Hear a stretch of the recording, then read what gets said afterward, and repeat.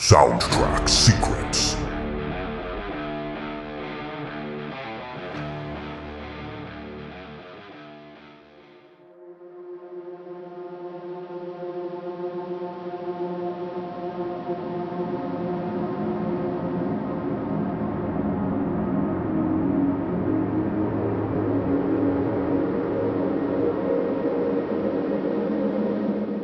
Pink Floyd's Wish You Were Here was born from silence, the kind that lingers after someone who once defined everything simply disappears.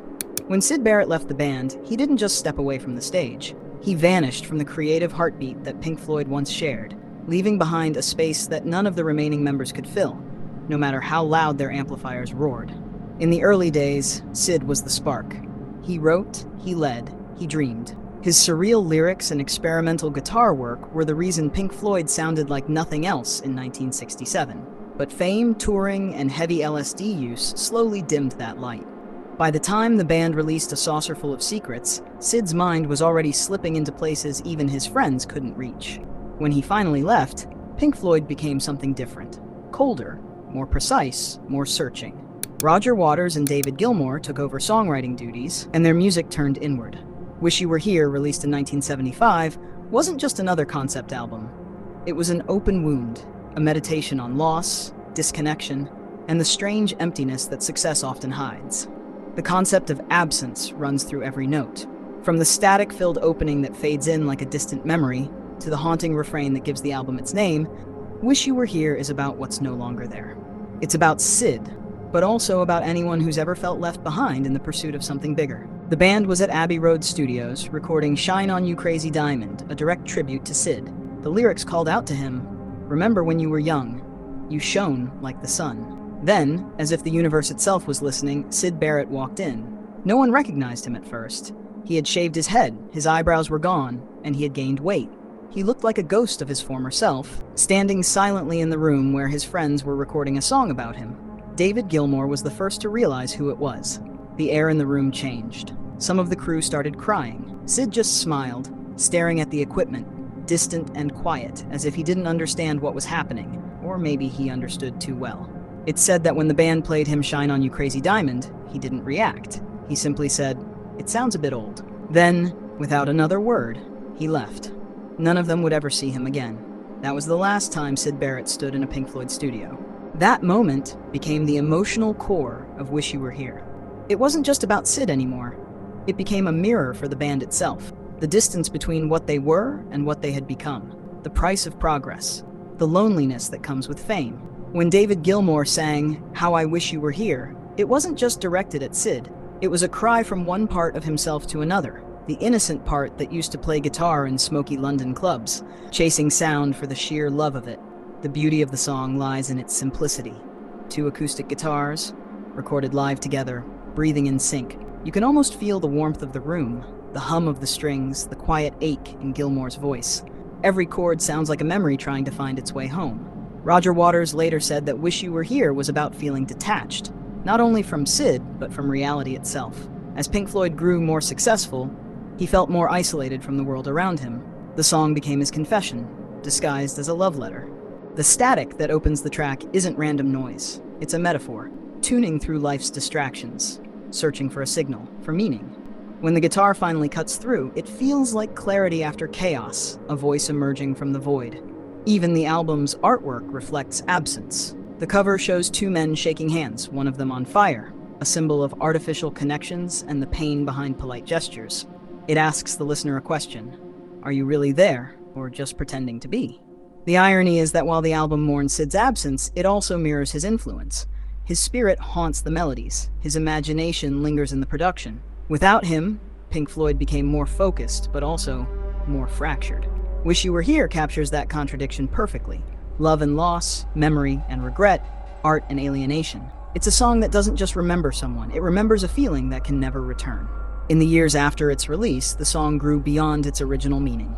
Fans connected to it in their own ways, missing loved ones, old friends, or parts of themselves they had lost. That's what makes it timeless. It speaks to every kind of absence. For Pink Floyd, Wish You Were Here was both a goodbye and a thank you. Without Syd, they wouldn't have existed. But because of him, they also learned how fragile brilliance can be. And so, every time the opening chords ring out, it's not just nostalgia, it's remembrance. A quiet acknowledgement that some ghosts never leave. They just change shape and live inside the music. In the end, Wish You Were Here isn't a song about death or loss. It's about connection. It's about reaching through the static, hoping someone on the other side can still hear you.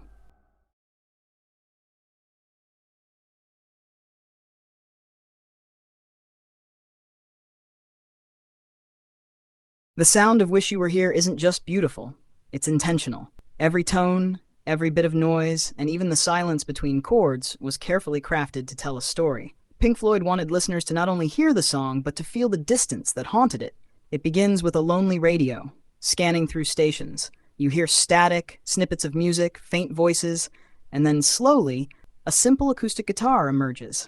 It feels like someone tuning through life's distractions, finally landing on something that matters. David Gilmour's acoustic tone is pure warmth. He recorded it using a Martin D35, and the way he fingerpicked gave the song an almost human pulse. You can hear his fingers brush the strings, the quiet breaths between notes, imperfections that make it real, not polished. He double-tracked his vocals, singing the same part twice. But instead of aligning them perfectly, he left small variations in timing and tone. Those tiny differences created a haunting intimacy, like two voices calling to each other from opposite sides of memory. The magic of Wish You Were Here lies in its restraint. There's no complex production, no grand orchestra, just two guitars, a voice, and space. Space that lets the emotion breathe. It's the opposite of overproduction. It's raw honesty. The song's chord progression moves in a circular pattern, never quite resolving.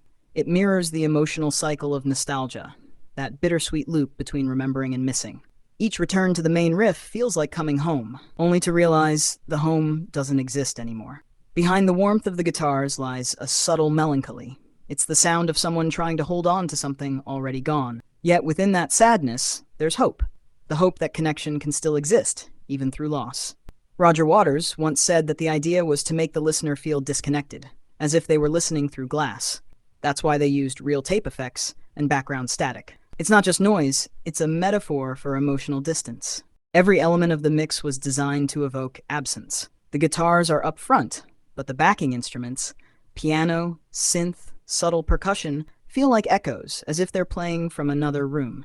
It's music that reaches for someone who isn't there. Then there's Stefan Grappelli's violin, the hidden gem of the song. The legendary jazz violinist was invited to add a solo, and his playing brought a fragile elegance to the track.